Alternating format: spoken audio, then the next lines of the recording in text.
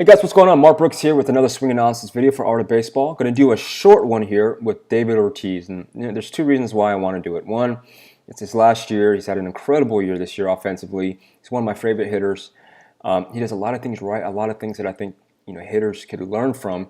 And two, there was a really popular video on Facebook that got posted by ESPN, or I think it's Baseball Tonight, where they had Josh Donaldson come on as a guest, and he basically broke down and explained his approach to hitting, his mechanical breakdown, and what he tries to do. One of the questions that I get a lot in emails in terms of that video is, should my son or should I hit with a leg kick? And you see a leg kick here. Here's my opinion on that. All right, majority of hitters, okay, specifically hitters between the ages of 8 and 12, that little nugget. Most of the hitters lack the strength in their lower half to be able to pull off the same type of movements that they see big leaguers have with leg kicks, right? Josh Donaldson is an incredible athlete. He has incredible balance, incredible strength in his lower half. David Ortiz, same deal.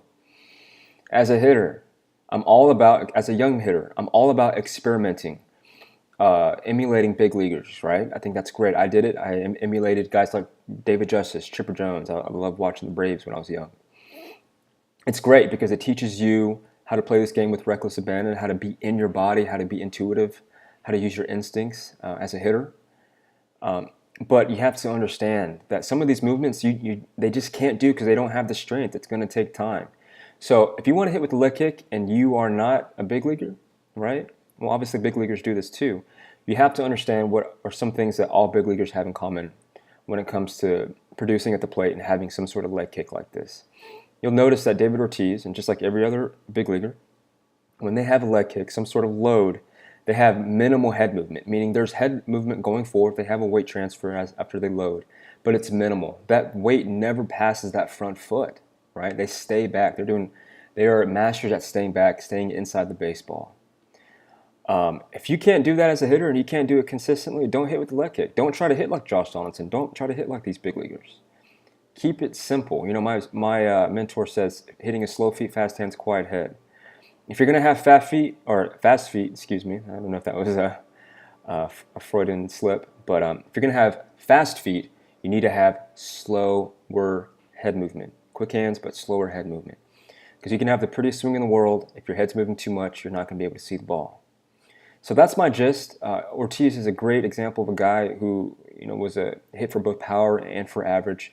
Had a leg kick for a majority of his career, was still able to stay back. If you can't do that as a hitter with a leg kick, you're going to be hosed. I'm not on thinking that you shouldn't do a leg kick because you're going to be late. I think a leg kick helps get the body going. So in that respect, I think it's great. But if you want to make 85 look like 95 miles an hour, speed up your feet and lunge.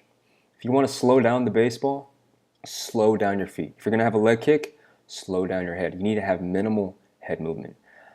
David Ortiz had success for over 20 years.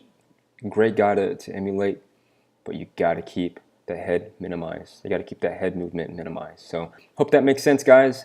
If you have any questions, leave a comment down below. If you are not part of the Art of Baseball newsletter, you can sign up at artofbaseball.net. Peace. Leave something him right there. He's never off balance. Everything's smooth. He's got one of the sweetest strokes in the game, and another guy.